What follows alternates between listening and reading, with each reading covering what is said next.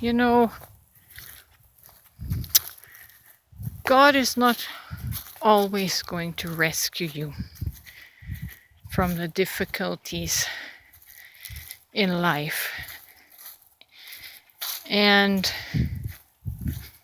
this becomes evident for everyone at the end of our life.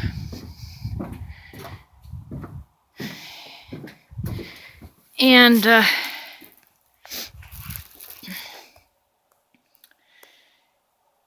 it is usually at the end of life when, quote unquote, God finally holds back and does not change your situation, when we are confronted with all the subconscious fears that we held within us that never came to the surface because God always covered for us. God always bailed us out. But every person is going to face a situation in life, at least once, where God is not going to bail you out. And you're going to have to face your fear and make peace with your fear and surrender. And so,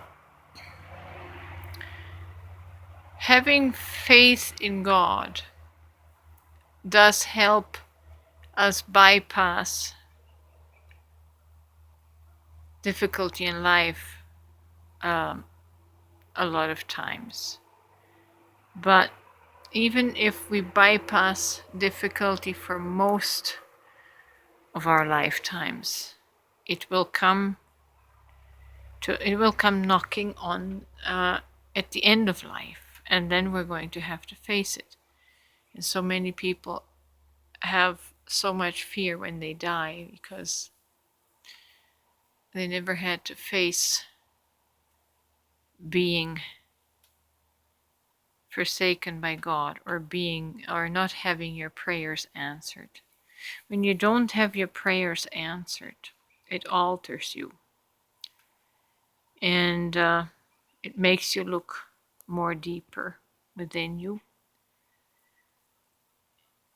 And you have to come to grips. You have to come to grips with reality and find reality.